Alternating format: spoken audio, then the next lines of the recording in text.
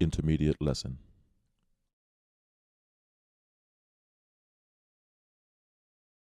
Here we continue with part 2.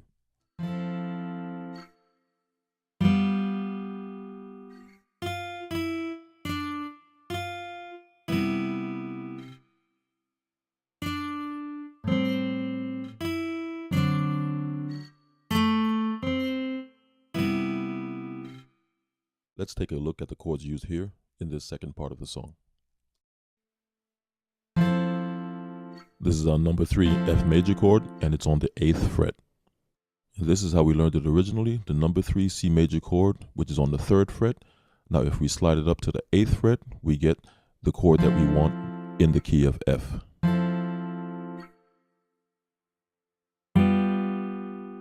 This is our number 8 G dominant chord.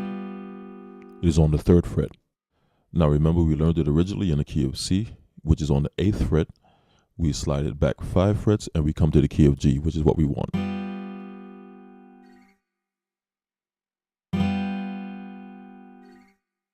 This is what it looks like as we move from F major 3 to G dominant 8th. Get comfortable with the distance between these two chords. Now let's continue with the rest of the chords in this section. This is the number 3 C major chord, which is familiar territory for you, and it's on the 3rd fret. Now let's see the hand movement that we have from F major 3 to G dominant 8th to C major 3, and the 4 single notes that we play between the G dominant 8th and the C major 3 chord.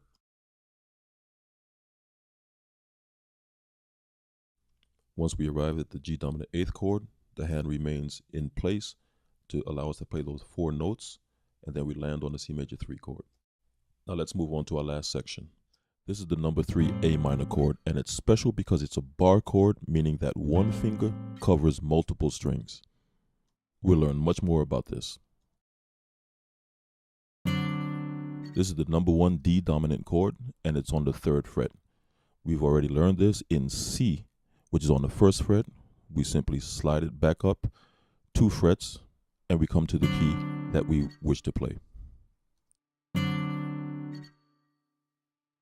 And we conclude the first part of this song by landing back on the number 3 C major chord. Let's see the hand movement from the F major 3 to the end of this section. After the initial leap between the F major 3 to the G dominant 8th chord, the hand remains immobile.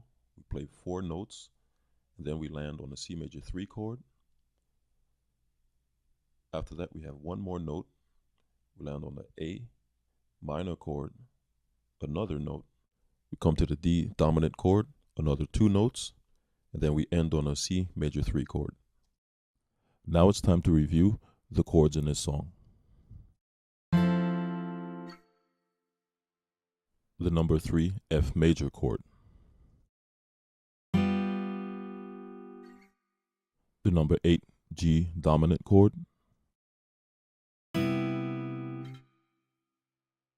The number 3 C major chord.